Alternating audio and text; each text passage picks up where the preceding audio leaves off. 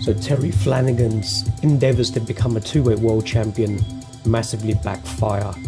You know, the step up from lightweight to super lightweight or light welter, whatever the hell they call it, where he claimed he would be much stronger, you know, have more punching power, but I saw little evidence of that. You know, he was outpointed by Maurice Hooker. He pretty much, you know, packed out MEN Arena in Manchester, you know, his backyard.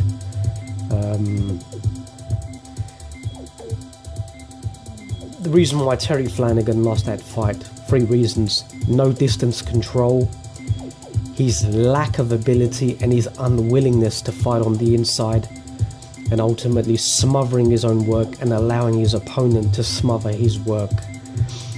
You know, you've got 2 behemoths in terms of height. You know, Hooker 6 feet, Flanagan around 5'10". So from the outside, Flanagan's most effective tool was the left-hand lead from a southpaw stance to the pit of Hooker's stomach. You know, that was a good punch.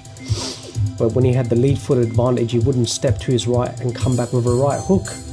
There was no way Hooker could land his jab unless he rotated, you know, 90 degrees to his left. You know, by Flanagan moving to Hooker's left to Flanagan's right. You know, Hooker shouldn't be able to land his right hand, but Flanagan rarely followed up, you know, a lead punch with a right hook. So Hooker played the role of a counter puncher, pretty upright. He would just lean back on his back foot, fire a long straight right hand. I think he had he's got an 80-inch reach, which is extraordinary. So he was able to land, you know, a straight right hand without really picking up his feet or pivoting or moving too much from side to side. You know, counter punching reasonably well. Flanagan just doesn't have the ability to fight on the inside. When the 2 of them would miss or from long range, when their initial attacks would be blocked, smothered, or partially landed, the 2 of them would come in southpaw, orthodox. At times their head would clash, but a lot of the clinches on the inside, I saw Flanagan initiating them.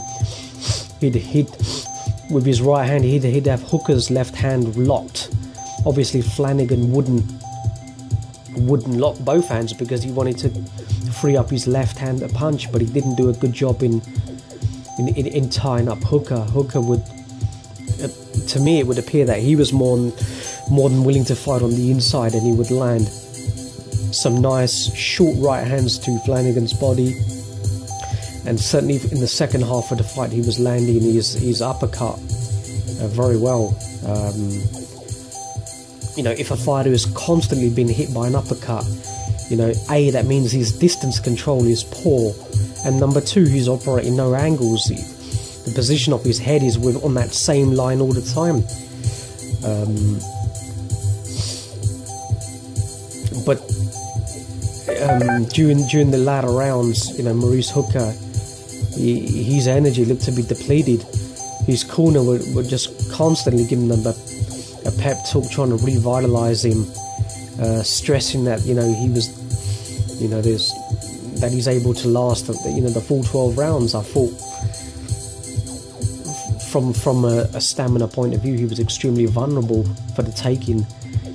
Flanagan appeared to have hurt him with a short left to the body, 1 or 2 liver shots. But when he came in, you know, he just smothered his own work, and that was the story. Just his lack of ability at fighting at short range inside the pocket. Doesn't put his combinations well. His accuracy is pretty bad as well. So a split decision victory, pretty bizarre, you know. British judge had it for Hooker, 117-111. American judge had it for Flanagan, 117-111. I guess you can argue there was quite a lot of close rounds, pick'em rounds, but I felt Hooker, won the fight. absolutely no issues. I predicted him winning the fight on points as well.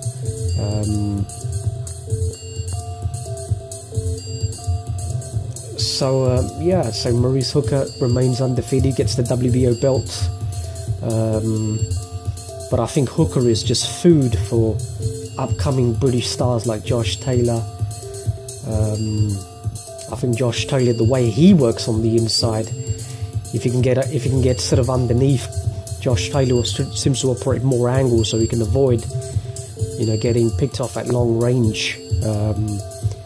Josh likes to pivot around, the target.